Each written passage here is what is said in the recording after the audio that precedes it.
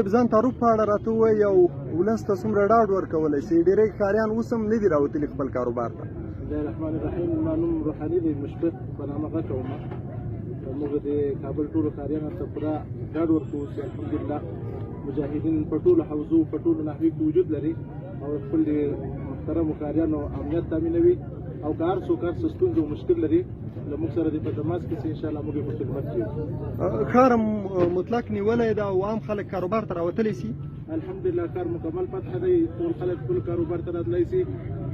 که څه هم موږ ته پرون ورځ اجازه نه وه چې کابل ښار ته داخل شو، خو دلته موږ ته راپورټونه وشوه چې بازار کې چورو چپاول دی، د خلکو مالونه ورکېږي، غلاوې دي. نو بیا موږ مجبور شو چې ښار ته داخل شو. د خلکو د امنیت په خاطر متاسفانه په بعضو ځایونو کې غلاوې شوي دي، د خلکو شتمنۍ چور شوي دي. موږ په دې ډېر خفه یو.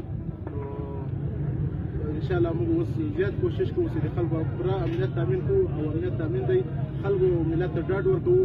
زموږ نظامي قطاعات را روان دي، سره رسېدلي دي او سره راځي په حوزو په جیو کې د امنیتي جو کې ځای په ځای کېږي. انشاءالله ښاریان د مکمل مطمئن او ډاډمن اوسي، خپل کاروبار دی لکه پخوا غوندې په عادي صورت سره په مخ بوځي. مولوي صاحب، هغه کسان چې په دولتي وظیفو کې وو مخکې، هغوی ته ډاډ څه دی تاسو؟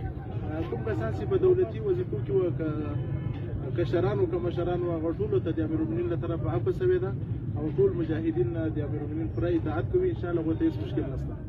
ډېره مننه.